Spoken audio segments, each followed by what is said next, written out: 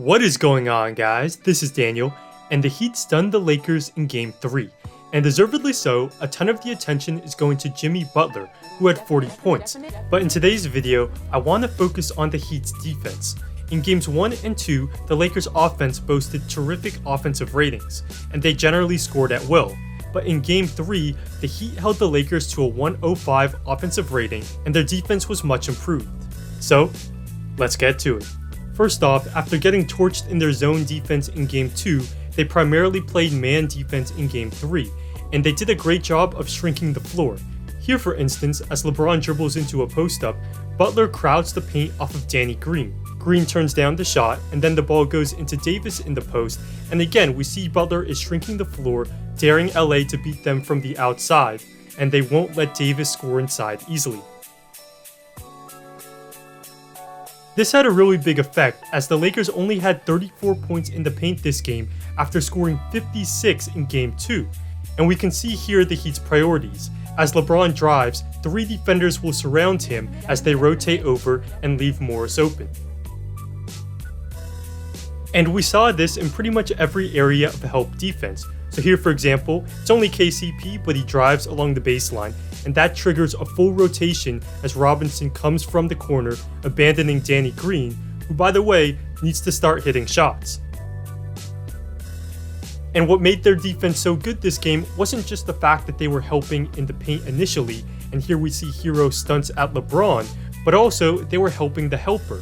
So here, when Kuzma cuts to the basket behind Herro, Olynyk does a great job of helping out on the cut and forcing the turnover. They were quite aggressive helping in the gaps, and here Crowder gets to the nail off of Davis, and then on the pass, Crowder will be behind, but Robinson makes a great stunt, forcing AD to ball fake, and this buys Crowder just enough time to get in a late contest. They got pretty extreme at times, and here even off of the strong side corner, Robinson will help to protect the paint, but then it's all about multiple efforts, and none helps his teammate out by closing to the corner and leaping to contest. It didn't feel like the Heat figured out the Lakers' offense, but they certainly got more accustomed to defending it. The zone didn't work, but playing gritty man-to-man defense and forcing other Lakers to beat them is the way to go. The Lakers aren't a great three-point shooting team. They shot 33% in Game 3, and while they'll shoot better going forward, letting Lakers take these shots is at the core of the Heat's game plan.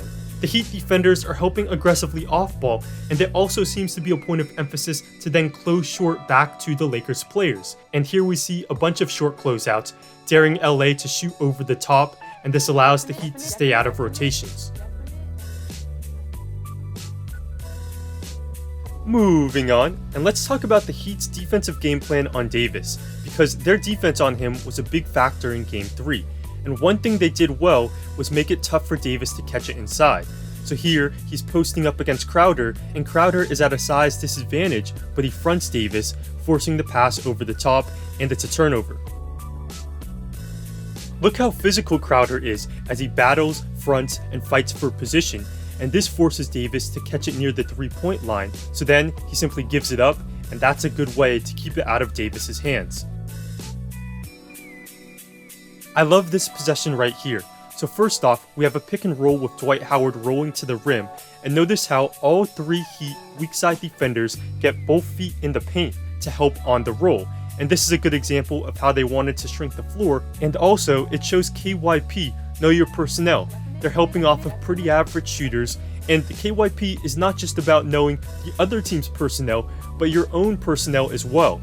Olynyk is in a drop here, and so he's not out of bio, he needs extra help, and that's a really good job of helping out a teammate. And then Iguodala fronts AD in the post, and he knows he'll have precise weak side help. Their defense on Davis wasn't perfect, and here, when Crowder fronts, the Lakers are able to work a backdoor lob, but AD only had 15 points, and he only took 9 shots, and it was because of plays like this, where here AD does get it in the post, and we see their game plan. Butler will dig one pass away on Davis, but he won't double right away, as that's an easy passing read. He waits for Davis to put it on the floor, and then Butler comes with help, and here it forces a turnover. They were also able to bother AD inside by completely ignoring Dwight Howard on the perimeter. So Meyers Leonard won't apply ball pressure here. Instead, he'll drop back, and when AD gets a screen towards the paint, Leonard is there to take away that pass, and AD doesn't get it here. Ignoring Howard isn't unique, but look at how extreme this is, and this is important here as Crowder is fronting the post and Leonard is taking away that pass. And then we see AD gets a cross screen, and because Leonard is there, he's the one who takes the contact, and this allows Crowder to not get screened and come in hot with pressure. Another turnover when the Lakers tried to go inside.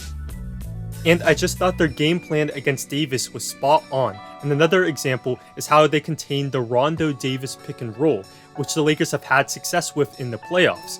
So here, Davis ball screens for Rondo, and we see Olynyk gets in the gap off of Caruso, and this allows Crowder to stay home on Davis.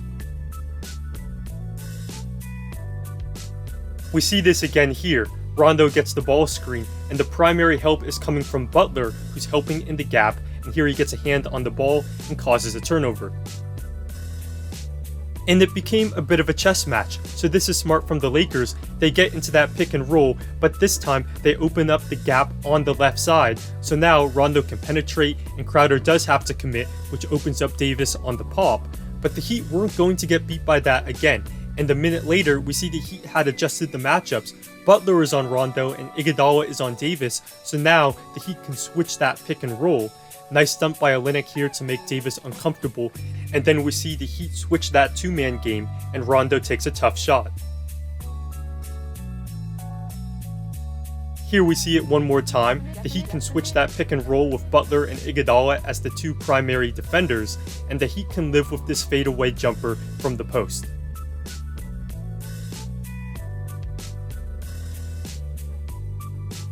And while it's a very small sample size, in Game 3, on 6 possessions where they had a Rondo-AD pick and roll, the Lakers only scored 4 points, and their defense on Davis was a team effort, a good game plan, even better execution, and Davis had some trouble.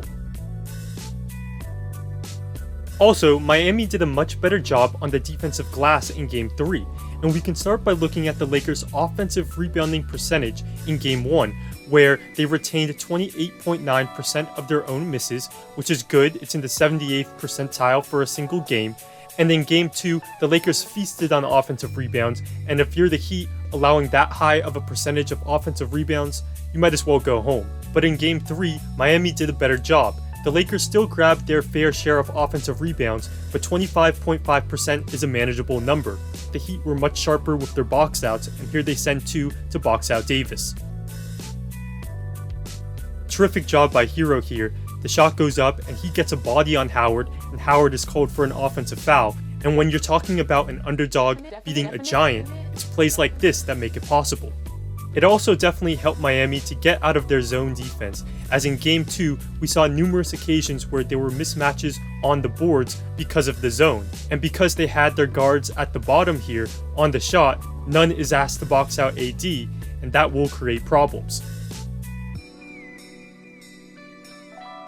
In particular, Davis killed Miami. He had 8 offensive rebounds in Game 2, and here we see a pretty lackadaisical box out on the perimeter by Butler, and Davis goes in for the putback.